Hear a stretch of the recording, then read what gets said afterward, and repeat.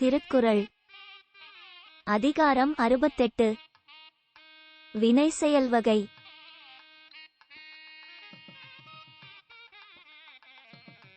சூழ்ச்சி முடிவு துணிவெய்தல் அத்துணிவு தாழ்ச்சியுள் தங்குதல் தீது. ஓர் ஆலோசனையின் முடிவு செயலைச் செய்யும் துணிவை பெறுவதே. பெற்ற அத்துணிவைச் செயலாக்க காலம் தாழ்த்தினால் அது தீமையாகும்.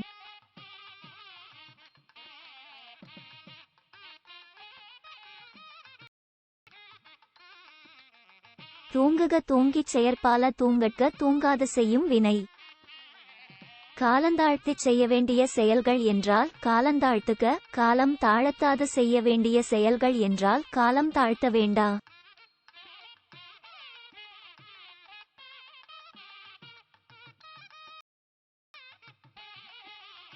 ஒல்லும் வாய் எல்லாம் வினை நன்றே ஒல்லாக்கால் செல்லும் வாய் நோக்கிச் செயல். ஒரு செயலைச் செய்யும்போது சாம தான பேத தண்டம் என்னும் எல்லா உபாயங்களிலும் தண்டம் என்னும் உபாயம் கொண்டு செய்வது நல்லது. அது பலன் அளிக்காத போது பிற மூன்றினுள் ஏற்ற ஒன்று கொண்டு செய்க.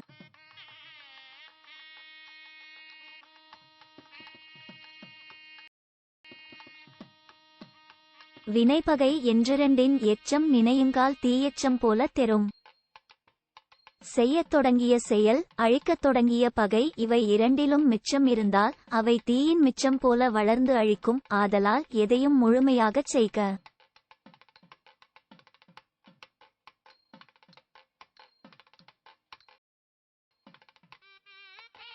பொருள்கருவி காலம் வினையிடனொடு ஐந்தும் இருள் தீர எண்ணிச் செயல்.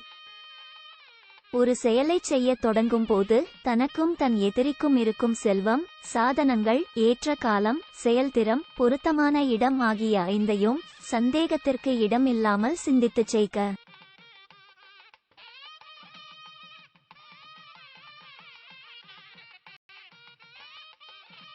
முடிவும் இடையூறும் முற்றியாங்கு ஏதும் படுபயனும் பார்த்துச் செயல்.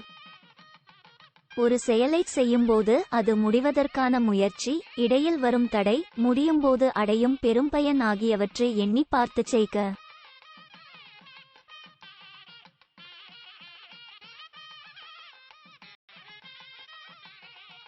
செய்வினை செய்வான் செயன்முறை அவ்வினை உள்ளறிவான் உள்ளம் கொளல். ஒரு செயலைச் செய்யத் தொடங்குபவன் அதைச் செய்யும் முறையாவது அச்செயலை இதற்கு முன்பு செய்திருப்பவனின் கருத்தை அறிந்து கொள்வதேயாகும்.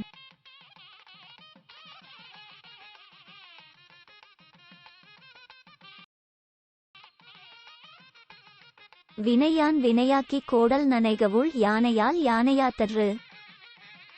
ஒரு செயலைச் செய்யும் போதே இன்னொரு செயலையும் செய்து கொள்வது மதநீர் வழியும் யானையால் இன்னொரு யானையை பிடிப்பது போலாம்.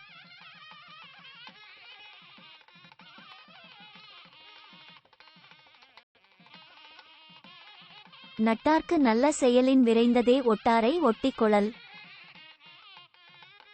ஒரு செயலைச் செய்யும்போது நண்பர்களுக்கு நல்லது செய்வதைக் காட்டிலும் தன் பகைவர்களோடு நட்பு கொள்வது விரைந்து செய்யப்பட வேண்டியது.